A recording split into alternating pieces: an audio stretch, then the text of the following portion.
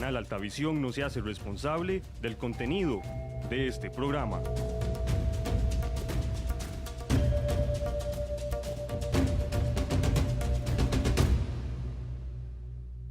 Gracias por sintonizar nuestro programa Hablemos, un espacio en el que analizamos temas del acontecer político, económico y cultural de nuestra región. Bien, iniciamos una edición más de su programa Hablemos, que se transmite todos los viernes a partir de las 6 de la tarde por Radio Cultural Los Santos y por Canal 12 Altavisión, un canal de Copesantos RL, o por Canal Altavisión, un canal de Copesantos RL. Y también por Facebook, la Radio Cultural Los Santos, a partir de este momento. Hoy, 15 de febrero del año 2019, les saluda a su amigo el licenciado José Aquiles Mataporras, y me acompañan el doctor Jorge Roldán Villalobos, a quien le damos la buena noche, doctor. Buenas noches, don Ángeles, Roy, gusto. Buenas noches. Buenas noches, amigos televidentes y radio escuchas, hoy con un programa bastante interesante para ustedes. Licenciado Roy Naranjo Abarca, buenas noches. Buenas noches, don José, buenas noches, doctor, y por supuesto a todas las personas que nos siguen cada viernes a través de la televisión y la radio. En efecto, hoy vamos a tener una entrevista con el señor presidente de la República, don Carlos Alvarado Quesada, que está ya grabada, y dentro de un ratito vamos a compartirla con todos nuestros amigos televidentes y radioescuchas. Pero como es nuestra costumbre, vamos a la nota médica con el doctor Jorge Roldán Villalobos. Bien, hoy vamos a hablar de una enfermedad que se llama fibromialgia. Vamos a ser un poco amplios en este tema porque es una enfermedad bastante común. Es una enfermedad que tiende a producir dolores muy severos a nivel de todo el cuerpo y cuyos criterios diagnósticos han cambiado desde el año pasado hasta la fecha. Antes se hablaba de que la enfermedad se diagnosticaba palpando algunos puntos específicos del cuerpo y contabilizando cuántos de esos puntos generaban dolor en el paciente. Pero esto cambió, puesto que hay pacientes que el día que llegan donde el médico, llegan aliviados, no sienten dolor, el médico los palpa y algunos puntos van a dar negativos y serían puntos que en otro momento probablemente serían dolorosos. Entonces, en sí la fibromialgia es una enfermedad de origen reumatológica, se presenta más comúnmente en mujeres, entre la tercera y la cuarta década, consiste en dolor generalizado que dura por lo menos 3 meses. O sea, no podemos hablar de fibromialgia en un paciente que no tenga por lo menos 3 meses con dolores en todo el cuerpo. Presencia de otros síntomas, este es un nuevo criterio diagnóstico que muchos colegas desconocen, y es que el paciente debe presentar otros síntomas, no solamente dolor. Síntomas como fatiga, cansancio al despertarse, dificultad para pensar, para hacer ideas, para tomar decisiones e incluso mala memoria, y ausencia de otras enfermedades que produzcan estos síntomas. Otras enfermedades de tipo reumáticas también, enfermedades de tipo de depresión, enfermedades mentales y algunas enfermedades neurológicas que también tienden a producir dolor generalizado. La fibromialgia requiere tratamiento y el tratamiento debe ser oportuno, debe el paciente recibir terapia, no solamente terapia física, hay que hacer ejercicio, hay que tener los músculos en buen estado, un estado bastante aceptable para la fibra muscular. También debemos hacerle a los pacientes algunos otros estudios como niveles de vitamina D, función tiroidea, hemograma y la velocidad de eritrosedimentación, que es un estudio que nos sirve a nosotros para determinar enfermedades que están produciendo procesos inflamatorios generalizados. O sea, yo me majo el dedo con un martillo, no tiene por qué subirse la velocidad de eritrosedimentación aunque tenga un proceso inflamatorio en mi dedo. Pero probablemente si tengo un accidente de tránsito, si me caigo un árbol, si me meto a los toros y un toro me golpea, ese ya es un trauma que involucra más partes del cuerpo y ese sí generaría velocidad de eritrosedimentación alterada, lo mismo que pasaría con la fibromialgia. O sea, el paciente que tiene fibromialgia tiene dolores de cuerpo como si le hubiera pasado un tren por encima. Son pacientes que se quejan de dolores muy severos y lamentablemente muchas veces van al médico, van a los servicios de emergencias o a los CEBAIS y no son diagnosticados porque lo que se hace es aliviarlos. Pacientes que han ido en un año 5 o 10 veces, que más bien tienden a ser rechazados en los servicios de emergencias porque creen que es un paciente necio, depresivo, majadero, etcétera, que es una forma injusta de tratar a los asegurados, y entonces no se les hace el diagnóstico porque no se les toma la seriedad del caso. Personas, doctor, tienen problemas de fibromialgia y realmente es un tema bastante complicado. Algunos por temas de tensión, digamos, se llevan los que ya tienen la fibromialgia, desde luego, ¿verdad? Claro. Se llevan tienen un estrés, un enojo, una cólera por algún tema, y realmente ahí empieza ya, el que la tiene un poquito calmada, le regresa. Claro. Y como usted lo decía con mucha propiedad, genera también una presión bastante severa en las personas, porque es un dolor tan complicado que la gente, las personas, las mujeres se deprimen totalmente, claro. ¿Verdad? Yo, de las personas que uno sabe que tienen actitud para más o menos, digamos, tranquilizarla, está el Dr. Who, con la terapia que él da, pero no a todos tampoco les hace efecto, ¿verdad? Sí, como usted lo dice muy bien, se requiere de un diagnóstico muy certero y que el médico sepa lo que está haciendo. Claro. Porque muchos tratan ese padecimiento como si fuera un reuma común y corriente o cualquier otra patología. Y hay países en donde los pacientes con fibromialgia reciben terapia grupal, en donde cada uno explica lo que le ha afectado en su vida, en su calidad de vida, el padecimiento. Hay mujeres que han terminado con divorcios, porque hay hombres machistas que no aceptan que la mujer se pueda enfermar y otro montón de problemática social que hay, y que hay personas que no logran convivir con un cónyuge enfermo, lamentablemente. Doctor, hay algunos médicos que no reconocen la fibromialgia como o sea, hay algunos que dicen sí, es fibromialgia, otros dicen que no, porque conozco un caso. Como decía don Aquiles, hay algunos que lo tratan como simples dolores musculares, pero tal vez 3 preguntas.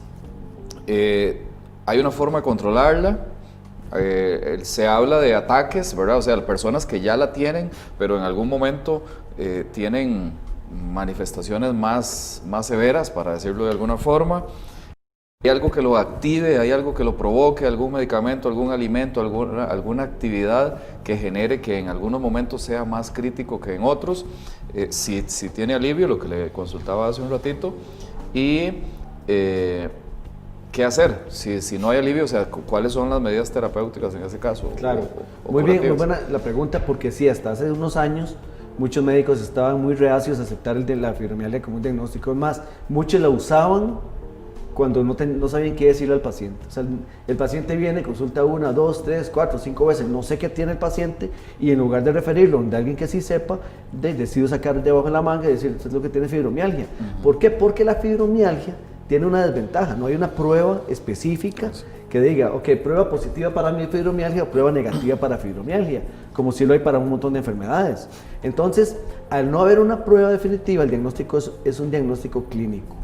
Y claro que sí hay desencadenantes: el estrés, las infecciones, los periodos menstruales, la depresión, trastornos hormonales como los trastornos de la glándula tiroides, el sedentarismo, el sobrepeso, hacen que el paciente tenga crisis más severas que otros. Hay pacientes que tienen fibromialgia, se les da tratamiento, usamos antidepresivos en pacientes con fibromialgia, no necesariamente porque estén deprimidos o porque una depresión les esté produciendo el problema, sino porque hay otro tema de neurotransmisores que funcionan en la fibromialgia.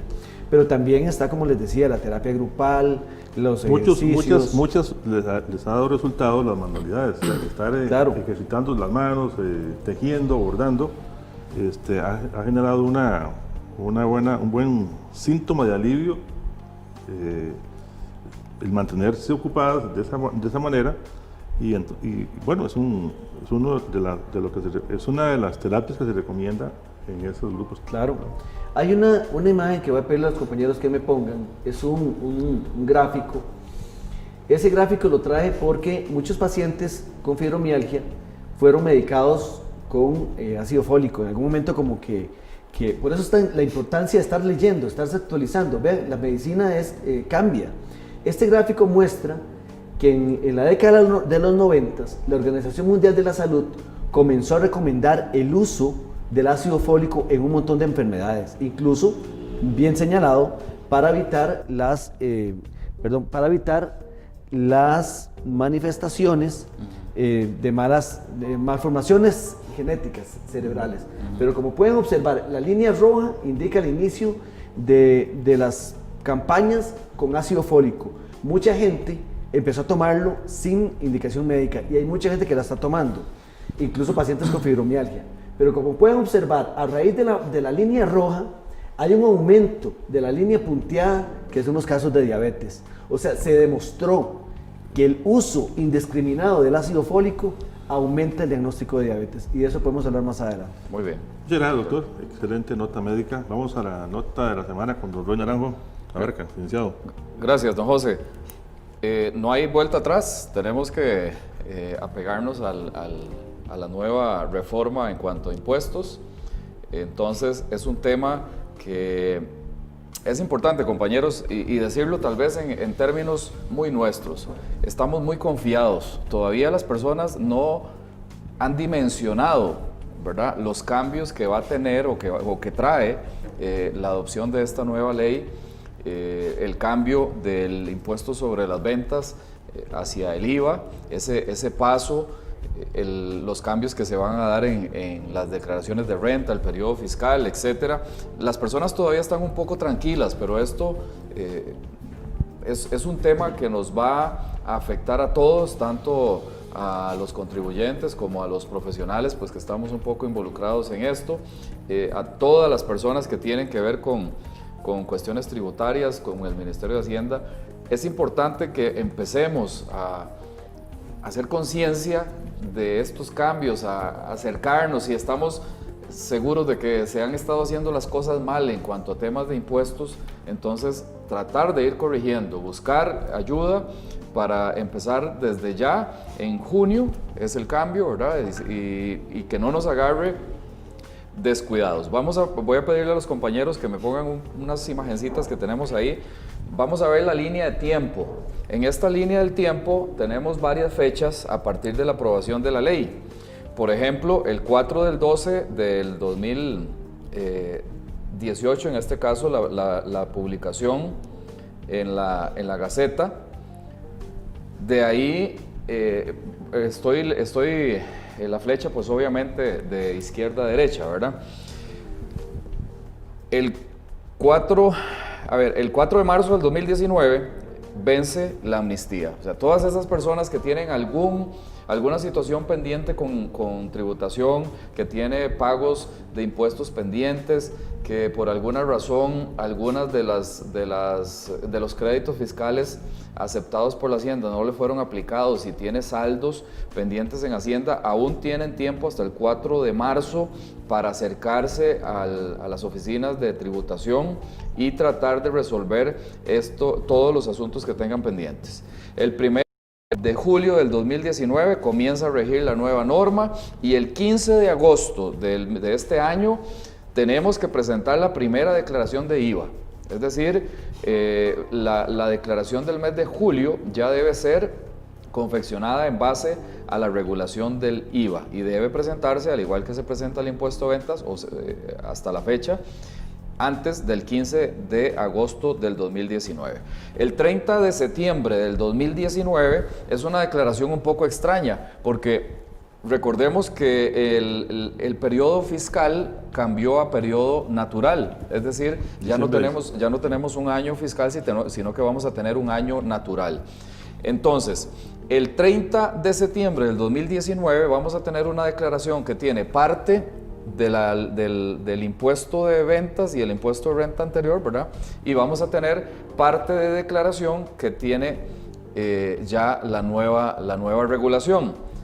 Esa declaración va a presentarse en el periodo igual del 1 de octubre del 2018 al 30 de septiembre del 2019. Pero como hay un cambio en el periodo fiscal, que ahora va a ser de enero a diciembre, al 31 de diciembre del 2019 tenemos que presentar otra declaración de renta por los meses de octubre, noviembre y diciembre. Para ya normalizar el año. Para normalizar el año. Es decir, este año hay que presentar 2 declaraciones de renta. Muchas personas han cuestionado por qué Hacienda no hizo una declaración extendida, ¿verdad? De 15 meses, sin embargo, así quedó regulado, entonces vamos a tener que presentar 2 declaraciones de renta. La primera, del 30 de septiembre, tenemos tiempo como normalmente lo hacemos hasta el 15 de diciembre, y la segunda, con corte el 31 de diciembre, tendríamos tiempo hasta el 15 de marzo del 2020 para presentarlo. El otro cambio que incorpora esto en esta línea del tiempo y ya al final ahí en la flechita es que el 15 de enero del 2020 vamos a tener que presentar por primera vez, ¿verdad? Y que va a ser a prueba y error, yo creo, para muchos, tanto para declarantes como para los profesionales que se van a tener que encargar de asesorar a todas las personas obligadas, es la primera liquidación del IVA. Y es que el IVA exige, por sus condiciones, que se realice una prorrata, la cual debe ser presentada en una declaración resumen con fecha al 15 de enero del 2020. Entonces, no es jugando, el tema se las trae, como decimos. Es importante, repito, que desde ya las personas que tienen dudas, que yo sé que son muchas, porque esto es una cuestión que creo que hasta para el Ministerio de Hacienda va a ser complicado, ¿verdad? Estamos saliendo del proceso de factura electrónica, ya entramos entonces a temas tributarios, a cambios muy importantes, entonces no quedarnos y no esperarnos hasta el mes de junio cuando empieza, o el mes de julio en este caso, ¿verdad? Cuando empieza a regir estos temas. Aquí, de nuestra parte, creo que la recomendación más sana es decirle a todos los contribuyentes, que somos prácticamente todos los costarricenses, que acudan a un profesional bien capacitado, en este caso en contaduría, porque si no lo hacen de esa forma, hay sanciones muy fuertes que trae la ley de fortalecimiento de las finanzas públicas. Así es. Y hay temas legales también que hay que tratarlos con abogados que tengan conocimiento en la materia,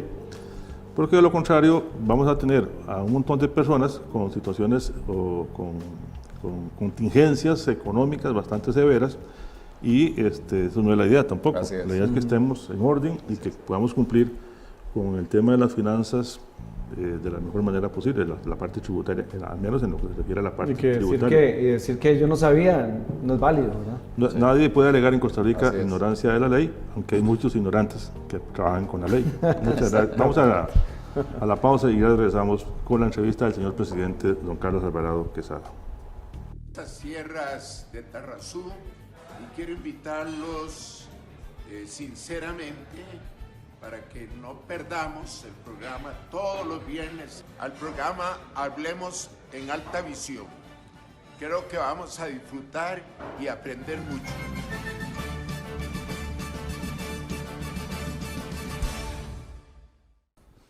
Don Carlos, buenas noches. Buenas noches, y es un verdadero gusto estar con ustedes acá en el programa y estar con todas las personas de la zona de Los Santos que nos ven. Me siento muy contento. Yo creo que ya es mi tercera vez en el programa, si no me equivoco. Don Carlos vino como ministro de Trabajo, candidato a la presidencia de la República y ahora como presidente. Bueno, Muchísimas gracias, don Carlos. Un verdadero gusto estar acá y poder compartir con ustedes. Don Carlos, un hombre de sueño necesita una mujer con visión. ¿Qué papel juega doña Claudia en su visión país como gobernante? Bueno, es un rol clave. Ella ha asumido más que una figura, ¿cómo llamarle? Más bien ha apalancado su aporte al gobierno en la acción ejecutiva, es decir, en hacer. Y ella ha asumido temas como el tren eléctrico interurbano, como el tren de carga, entre otros, porque ha asumido otras cosas, con una vocación de ejecutar. Ella, ¿qué es lo que hace? Un tipo de gerente de proyectos. Ella está detrás de esos temas, convoca a las jerarcas, a los partes, quita los cuellos de botella que hay, y eso para un presidente es una gran ayuda, porque eso es una garantía de que muchas cosas que son críticas para mí están avanzando. Entonces es un gran apoyo, y ha asumido, creo que también es una forma de visualizar cuál es el rol de las mujeres en la sociedad contemporánea, que es un rol igual ejecutivo, de mando, de trabajo fuerte, y eso me complace mucho. ¿Tienen espacio la pareja presidencial para poder coordinar ideas y proyectos? Bueno, casualmente un día de estos, ella me pidió una reunión, y eso es como raro que uno le pida la esposa una reunión, pero sí, porque es un tema estrictamente de lo que se está haciendo en la parte de trabajo. Lo que es la parte de trabajo y lo que es la parte del hogar y la familia, sí lo tenemos muy separado. Procuramos no hablar mucho de trabajo en la casa. Nos abocamos más a estar con Gabriel, con mi hijo y estar ahí, pero entonces sí es algo que manejamos muy, lo que es trabajo, lo que es casa. Y a cantar un poquito de rock también. Bueno, ya eso lo tuviera que tirar con eso, porque con lo que me gustaría estar a veces tocando es cada vez menos frecuente. Ya me cuesta recordar cuándo fue la última vez que cogí una guitarra, pero bueno, esas son las cosas que volverán a su tiempo. Don Carlos, uno habla con los costarricenses, yo hablo con clientes, hablo con empresarios, hablo con campesinos, y hay una percepción de que su gobierno está haciendo las cosas muy bien. Hay encuestas que tienen otro concepto. Sin embargo, yo siento o percibo en los comerciantes, en el costarricense común, de que hay como una contracción económica. La gente está como asustada. Dice que lo que manifiesta el presidente del Banco Central da temor, porque dice que si no se hace tal cosa, van a incrementar los intereses, el dólar va a subir, lo que dice la ministra de Hacienda igual. ¿Cómo hacer para darle un mensaje positivo a los costarricenses, don Carlos? Porque aquí en la zona de Los Santos, por ejemplo, usted camina un viernes en la noche y ya no hay un 70% de gentes en los negocios, en los restaurantes, en los supermercados, porque en los mismos bancos no está dinamizada la economía, pareciera, don Carlos. En esto quiero hablar con mucha franqueza. Nosotros veníamos de una situación muy compleja. Nosotros estábamos literalmente al borde de una crisis y ahí estuvimos. Hay que recordar lo que fue el final del año pasado. Estuvimos muy cerca de tener un problema grave económico. Digamos, ahora estamos hablando de un poco de incertidumbre. Ahí ya era la certeza de que está mal. Y eso lo logramos evitar, y lo logramos evitar como país, que eso no es menor. Tuvimos la madurez de, a través de nuestras instituciones, nuestra democracia, resolver eso. Ahora, eso no resolvió absolutamente todo, pero sí algo muy importante. En este momento hay dos factores importantes. Uno, hay que tomar otras medidas, particularmente en este punto lo que se denominan los eurobonos, que es una autorización de la Asamblea Legislativa. ¿Para qué? Para hacer una readecuación de nuestra deuda. Hoy, la deuda que tiene el gobierno, que es parte de lo que hemos estado controlando, está mayoritariamente colocada internamente en Costa Rica. Entonces eso lo que hace es estrujar el mercado interno y tiende a que suban las tasas de interés y hace más difícil la parte de los créditos a todas las personas, porque mucho de lo que es del mercado se lo come el gobierno por sus necesidades de financiamiento. Además que está a cortos plazos, o sea, como dicen popularmente, estamos un poco ahorcados. Pero ¿qué es lo que esto viene a lograr? Esto permite que podamos ir al extranjero a readecuar nuestra deuda para mejores plazos, mejores tasas de interés y aliviar la presión interna. ¿Eso qué lograría? Eso lograría bajar tasas de interés, dar todavía más certeza y que la economía se mueva más. Hay algo que yo rescato positivo, don Aquiles y compañeros. Hoy sí tenemos una mayor certeza de dónde está la economía. Hoy depende de nosotros como país, de nosotros sector privado, de nosotros gobierno, de nosotros trabajadores, a que saquemos adelante esto, a que saquemos adelante las iniciativas, a que quitemos trámites como lo hemos venido haciendo, a que se invierta en obra pública como lo hemos venido haciendo, obras importantes, porque eso es lo que va a generar el movimiento de la economía, que se mueva, que las personas pulseadoras estén ahí en primera línea. Este es el momento para hacerlo, porque además hay certeza de que ya no vamos a estar enfrentándonos a una situación de crisis. Entonces, eso yo lo veo con optimismo. Antes había muchas inversiones que estaban paradas, incluso uno lo veía en la gente. Antes la gente decía, no sé si guardo la plata para, o sea, la gente tenía parada la inversión del carro o de la casa o de las vacaciones porque decía, no sabemos qué va a pasar, no sabemos qué va a pasar con el dólar, no sabemos qué va a pasar con el tipo de cambio. Ya eso se ha aflojado. Y veo con mucho positivismo lo que puede pasar. Además, pongo un tema antes de cerrar en esto. El impacto que tuvimos al final del año en la economía y en el desempleo tuvo que ver mucho con la huelga misma. La huelga misma tuvo esa afectación. Dichosamente ya ese factor se fue y ya estamos en un proceso de conversación con los sindicatos de educadores que ha sido muy positivo. Vamos a iniciar el curso lectivo de manera muy positiva también. Entonces, eso yo lo veo bien. Es el momento para ponerle, para estar emponchados, para sacar a la economía del país adelante. Antes de darle la palabra al doctor y a don Roy, don Carlos, la agenda digital. Usted hablaba también de simplificación de trámites. Es lamentable que usted tenga que ir hasta Punta Arenas, a Guanacaste, a realizar una gestión, porque a un funcionario público no le da la gana abrir una computadora y entrar al registro para ver si usted tiene una propiedad o no, si tiene una deuda o no. O sea, todavía sigue esa situación complicada, don Carlos. Bueno, nuestra agenda digital es muy agresiva y nuestra agenda de reducción de trámites también lo es. Recientemente se redujo el tiempo de apertura para una patente en el Ministerio de Salud de promedio 91 días a 7. Eso lo logramos recientemente y eso también ayuda a dinamizar la economía. Tenemos una ambiciosa agenda digital. Ya con muchas municipalidades hemos logrado en conjunto bajar muchísimo los tiempos y los decretos que firmé a final del año pasado obligan a eso. Vamos hacia un sistema donde al ciudadano solo una vez se le pide los documentos y ya con que una vez el Estado los tenga, está disponible a todas las demás personas para que no le pidan la misma constancia en cada ventanilla que va. Y eso es uno de los esfuerzos que tenemos en ese campo. Se ha logrado reducir trámites en cosas que son claves como Setena. En Setena se ha logrado una reducción considerable de los tiempos al punto de decir que hoy el Setena está al día con sus expedientes.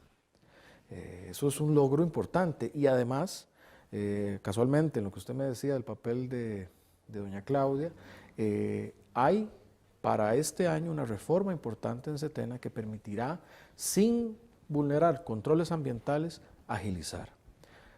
Y en eso estamos. Eso también es parte de nuestro ánimo de mover la economía, de que las cosas estén pasando. Yo creo que usted lo decía bien, que pasa un fenómeno. Yo creo que la gente no tiene duda de que las cosas están pasando y moviéndose, pero cuando hay movimiento también hay muchas veces incomodidad, porque hay cambio. Eso es lo que estamos pasando en este momento. Bien, doctor. Don Carlos, bueno, recientemente, y ahora que lo estaba hablando con don Aquiles, recientemente en una entrevista con el periodista Josué Navarro se hablaba sobre el tema de desempleo y me gustaría tocarlo un poquito. La encuesta continua de empleo del INEC habla de que el último trimestre del año anterior hubo un aumento del desempleo hasta el 12%. Lo que pasa es que también son números muy relativos porque hubo una importante población que se tiró a buscar empleo. Pero se ve que un 43% de esas personas desempleadas son jóvenes entre 15 y 24 años. Entonces, considera que definitivamente es otro de los daños colaterales del movimiento de huelga del 2018. Bueno, ese particular yo separaría dos temas.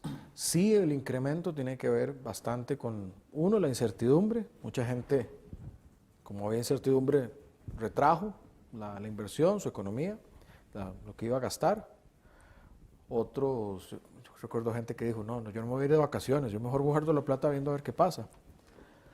Otro, en efecto, el efecto de huelga, al ser el sector magisterial tan grande y el sector educativo tan grande, afectó la economía.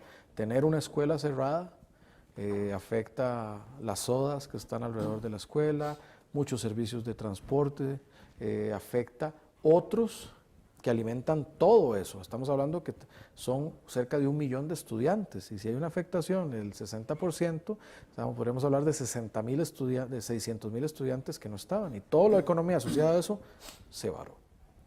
Entonces ahí hay un impacto. Yo espero que eso se logre recuperar dado que ya salimos de ese periodo extraordinario de huelga. Hay que darle seguimiento. En el caso de los jóvenes, y otro dato importante de la encuesta es que si bien en los porcentuales aumentó el desempleo porque más gente salió a buscarlo, también se crearon muchos empleos. Es decir, Se crearon, si no me equivoco, 70.000 empleos más o ese orden en ese periodo, pero también mucha gente salió a buscar y eso fue lo que generó esa brecha que se abrió ahí, que yo espero que prontamente logremos cerrar con los esfuerzos de reactivación y con la normalización de la situación. Pero el caso de los jóvenes es crítico y ha estado ahí desde antes. Y estamos hablando no solo de ese 40%, estamos hablando que las personas entre 18 y 44, que es una edad productiva, son 80% del desempleo. Y 70% de ellas son personas que no terminaron la secundaria. Entonces es un desempleo muy enfocado en personas jóvenes con una escolaridad baja. ¿Qué necesitamos hacer? Por un lado, y ese es el esfuerzo que estamos lanzando, y yo lo he pedido encarecidamente, y este año estará, además estará antes de que mi gobierno cumpla un año, toda la parte que tiene que ver con empleo, intermediación, y llegarle a esta población con opciones de capacitación en miras a conseguir empleo. Eso es una. La otra tiene que ver con activar toda la parte económica, construcción, sector agrícola, otros sectores de servicios que pueden atraer a estas personas al mercado laboral. Y eso va mucho de la mano de la reactivación. Y es uno de nuestros grandes dilemas. A la larga, Costa Rica va a salir adelante en la medida de que nosotros logremos a esos 5 millones de habitantes generarles la mayor cantidad de oportunidades posibles. Una de esas es a través de la educación. Costa Rica, con una ambición de ser un país educado, no puede seguir teniendo tantas personas que no logran terminar una educación secundaria, sea técnica o académica. Ese es uno de nuestros grandes problemas para el desarrollo. Y eso es una de las cosas que estamos combatiendo para que la gente permanezca en las aulas y para quien pasa el periodo de adolescencia sin terminar la secundaria pueda terminar un grado técnico para tener una oportunidad laboral o de emprendimiento. Ya para concluir, Roy. Gracias, don José. Don Carlos, en su visita anterior a nuestro programa conversamos un poco sobre el desarrollo de la región, específicamente el tema de turismo, la habilitación del camino a Quepos. Entonces, ¿es factible pensar en su administración en un desarrollo turístico de nuestra región?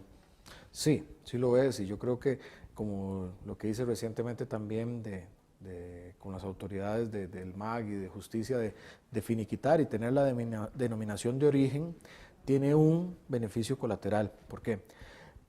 Si queremos poner la denominación de origen en los mercados internacionales, eso es posicionamiento a partir de un producto. Eso tenemos que traducirlo a posicionamiento turístico.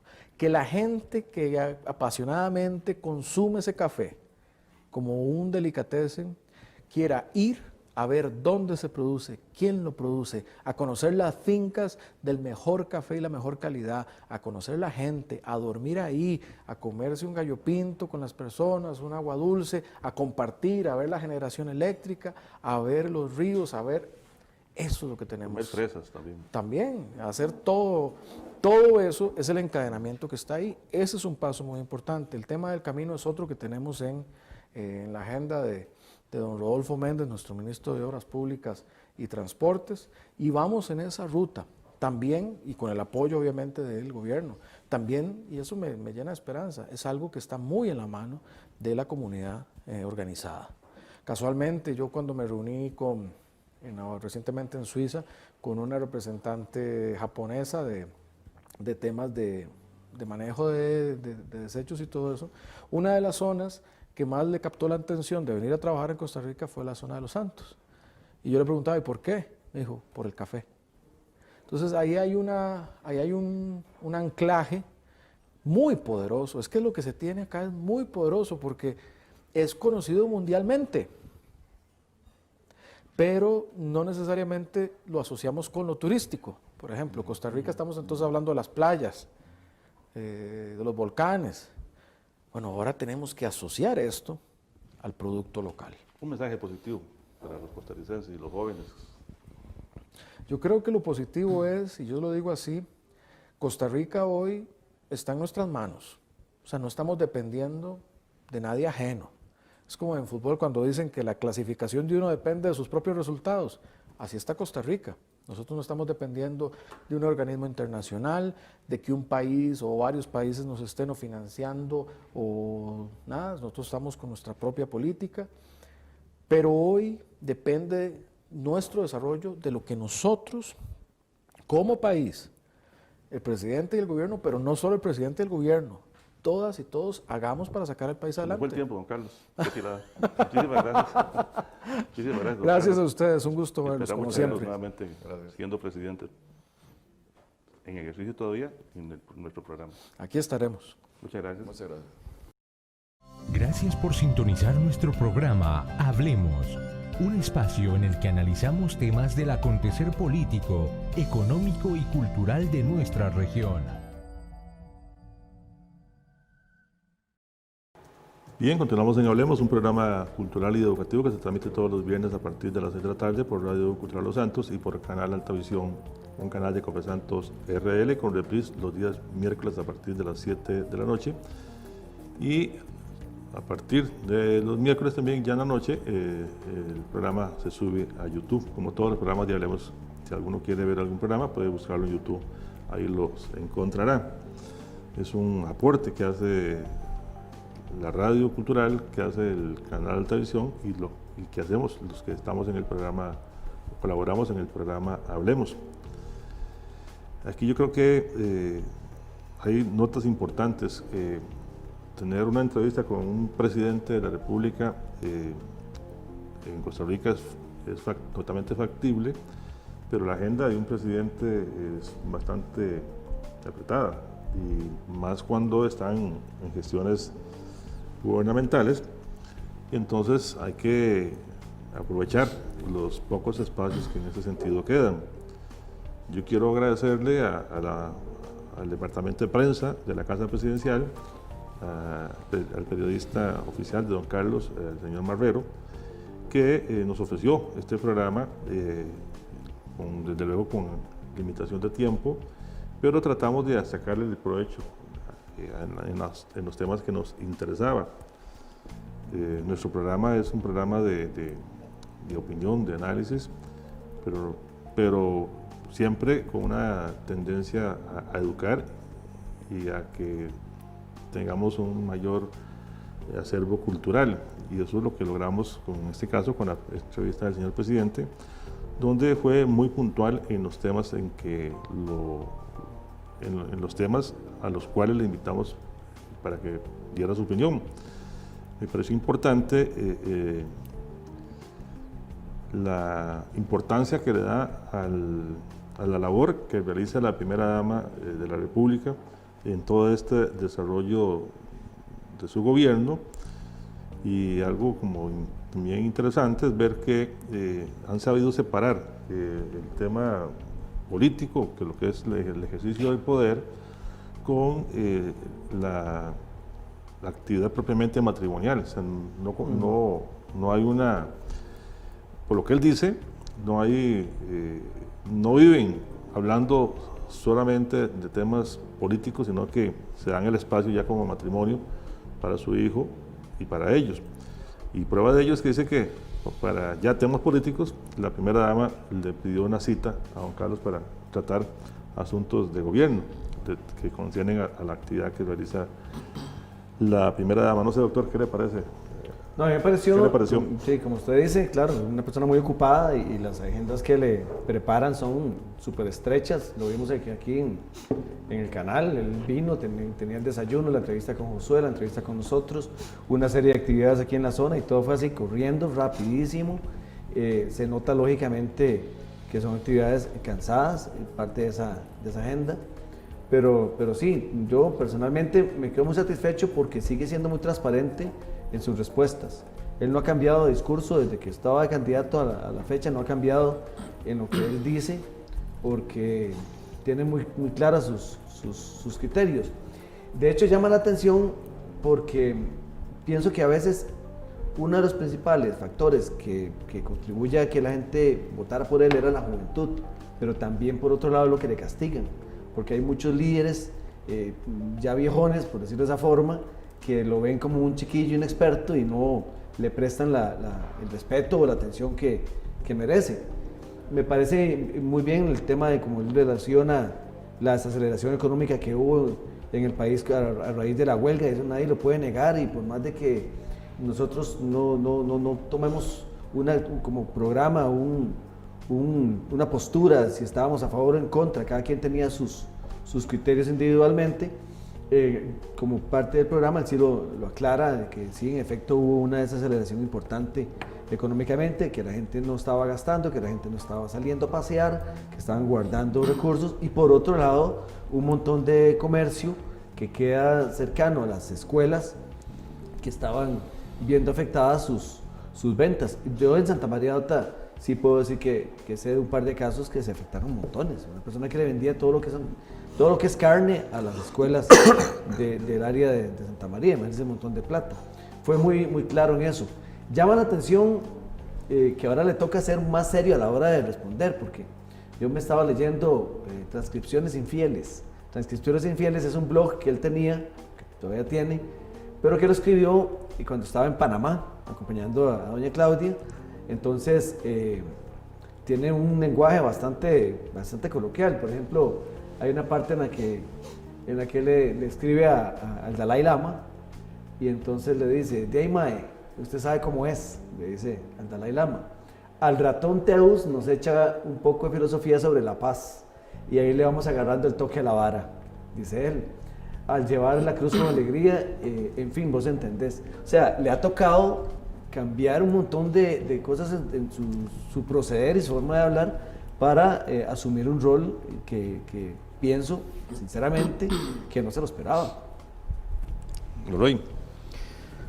Bueno, a mí particularmente, y relacionado a la consulta que yo le hago, porque como se mencionaba al inicio de la entrevista, él ha estado 3 veces con nosotros, en 3 oportunidades, como ministro de Trabajo, como precandidato y ahora pues como presidente de la República, y siempre se refirió al tema del desarrollo turístico de la zona, siendo inclusive ministro de Trabajo, perdón, él mencionaba la posibilidad de que nuestra región se fortaleciera el sector turismo para generar más empleos.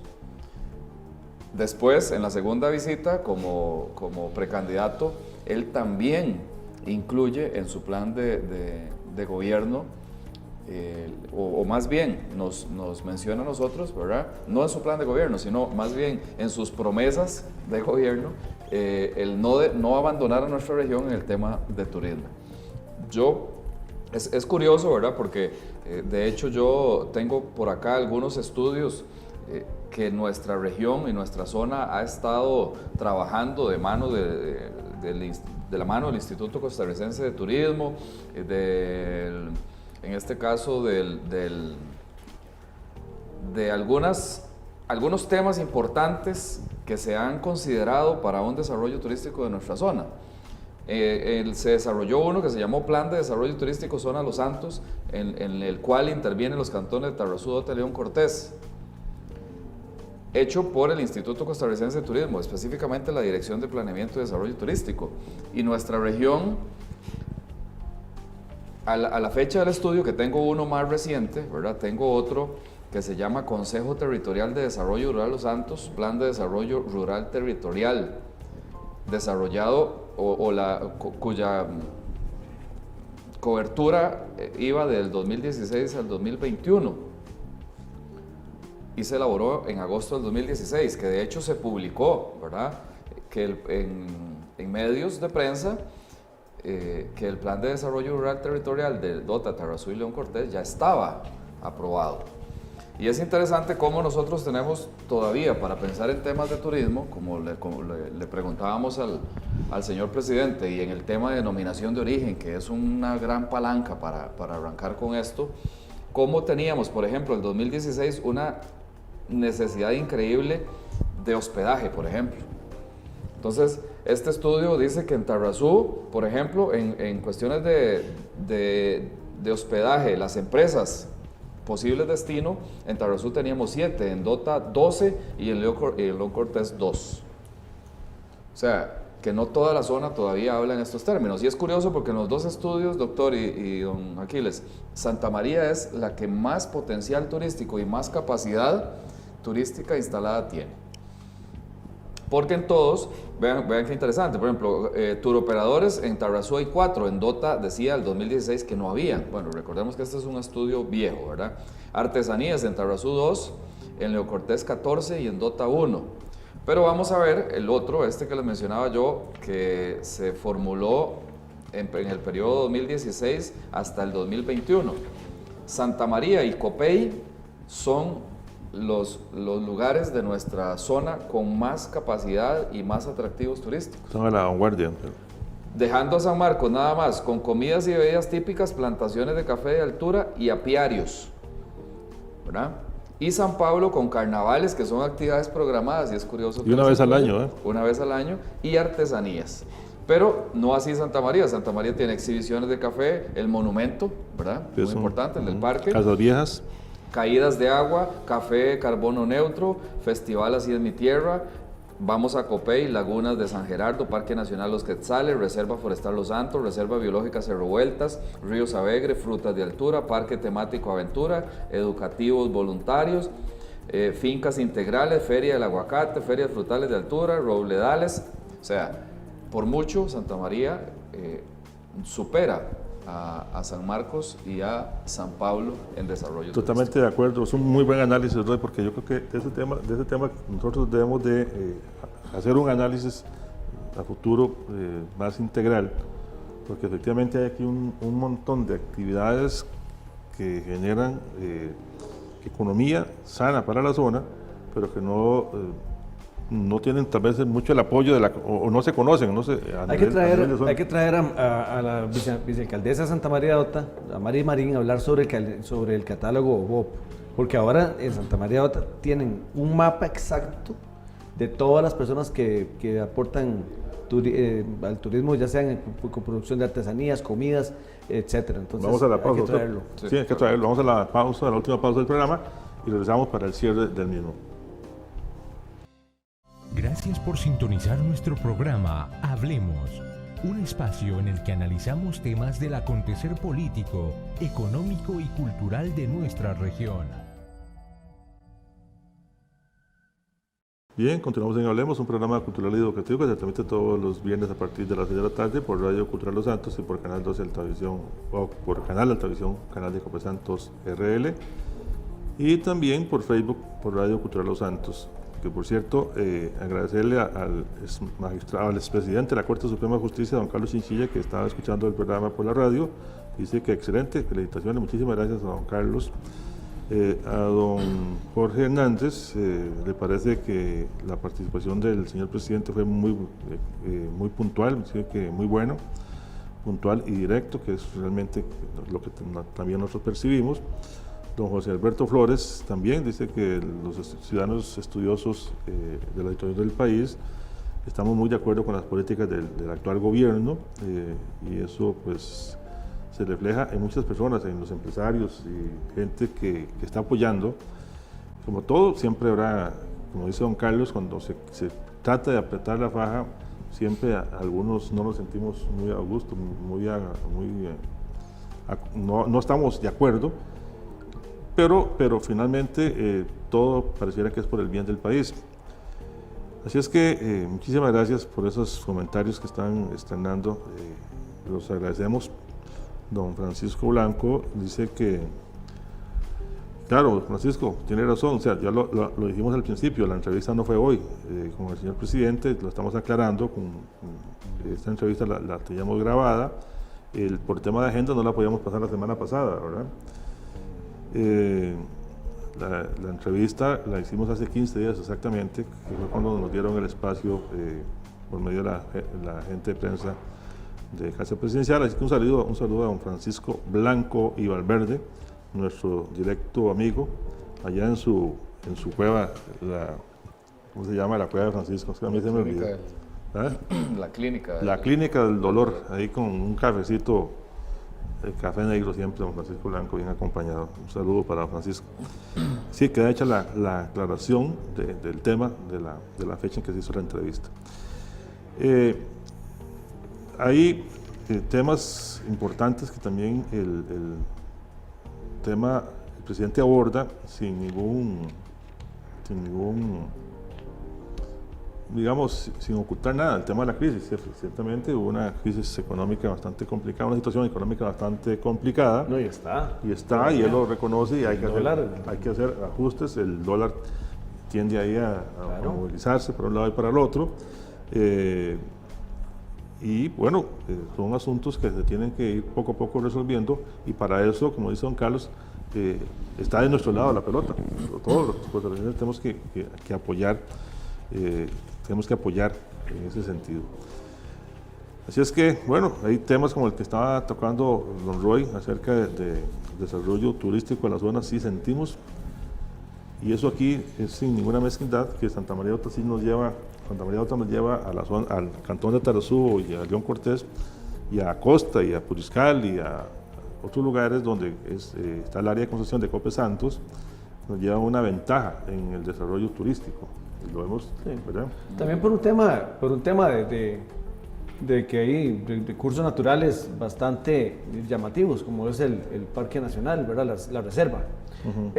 Pero yo también pienso de que, así como dice el presidente, que la zona de Los Santos es una zona conocida por el café y que ya se conoce a nivel mundial por sí sola. A mí me parece que mientras nosotros no cambiemos la mentalidad, no vamos a poder desarrollar esta zona. ¿En qué sentido cambiar la mentalidad? Vea, aquí hay dos temas que están poniendo y son ciertos. En el caso de Tarazú, temas para el desarrollo turístico. Uno, que la iluminación de la cruz del cerro de aquí, la Trinidad, que era un asunto que podía generar gente. Un teleférico que es un poquito complicado, pero también... No, eso es imposible. Casi prácticamente imposible. Cerro, ya los estudios están claros. Pero hace falta, o sea, en Tarazú hace falta. No hay una infraestructura hotelera. Eso es, acorde, pero vamos a lo mismo, lo que estoy diciendo es que mientras no cambiemos la mentalidad, mientras yo vaya a San José y compre los aguacates en San José y compre el queso en San José y me traiga la leche de San José, no estoy contribuyendo a la microempresa de nuestra zona. Tenemos que hacer encadenamientos y consumir lo nuestro para que nuestro dinero se quede acá junto con el dinero que trae el turismo y la zona crezca.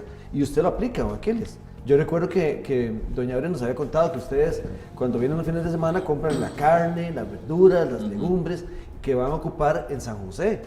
Y mucha gente de la zona no lo hace, no apoya lo nuestro. Y eso es un problema. Nuestros restaurantes vacíos y mucha gente coge el carro, o sea, el fin de semana para San José a consumir en San José, restaurantes, incluso restaurantes que son de empresas multinacionales, que lo que van a hacer es captar esos recursos para llevárselos. Entonces, el tema del turismo aquí en la zona debe arrancar cambiando la mentalidad y dejar de vernos como tres cantones separados, porque somos una zona. Sí, más bien, bueno. Rolls Royce también embarcó con lo de Chico Blanco, don Francisco. Él vive en un iglú ahorita. Ah, sí. Okay. Sí, es que usted me... Ya le cambió el nombre. No, hace días, hace tiempo ya lo había dicho. Bueno, sí, Roy, ya nos quedamos medio minuto, Roy. Sí, de lo que mencionaba don José y de lo que menciona el doctor. Y en este plan de desarrollo rural territorial, repito, cuya proyección fue hecha desde el 2016 al 2021, menciona algunas fortalezas y algunas debilidades. Por ejemplo, en el área de emprendedurismo, dice que una fortaleza es que existe gente con calidad, habilidad y destrezas y varias actividades productivas como hidroponía, textiles y artesanías, de acuerdo. Al nivel, quizá es lo que tenemos que cuestionar, pero a la par de esa fortaleza, mencionan una debilidad o dos debilidades. ¿Qué es? O sea, tenemos una fortaleza y menciona dos debilidades: falta de estudios de mercado y comercialización para la actividad productiva y falta de organización económica. Entonces, con esto yo quiero devolverme a la nota al inicio del programa. Nuestra zona tiene que cambiar, tiene que acomodarse, tiene que pensar en y como dice el doctor, es un asunto nuestro. O sea, no es del gobierno tampoco. El gobierno no va a venir aquí a construir hoteles. No va a pasar. Nos puede facilitar una mejora al camino hacia Quepos, nos puede facilitar mejoras en infraestructura, pero definitivamente es una cuestión local. Bien, se nos acabó el tiempo, señores. Muchas gracias por la atención prestada. Les hemos hecho la entrega de esta entrevista que teníamos con el señor presidente, la cual para nosotros realmente es muy satisfactorio poderlo hacer. Es la segunda vez que tenemos a un presidente en ejercicio en el programa Hablemos. Y en el caso de don Carlos, con algo muy particular, que lo hizo siendo ministro de Trabajo, lo hizo siendo candidato a la presidencia de la República y ya lo hizo siendo presidente, que además tuvo un buen gesto, don Carlos, cuando pasó a Santa María de Ota a saludar a Juan Juancito Naranjo, el otro presidente de Costa Rica. O sea, se encontraron dos presidentes en la avenida aquí a Tarrazú. Juan, el hermano de Luis Naranjo, toda una nota periodística se salió al respecto. Así es que muy buen gesto del señor presidente pasar a saludar a Juan, y no solamente saludarlo, estuvo más de una hora en la casa con Juan Naranjo, el hijo de doña, se llama Carmen Vargas, esposa de don David Naranjo. Bien, muchísimas gracias y nos encontramos, y Dios mediante, yo en 8 en una edición más de su programa Hablemos. Muchas gracias.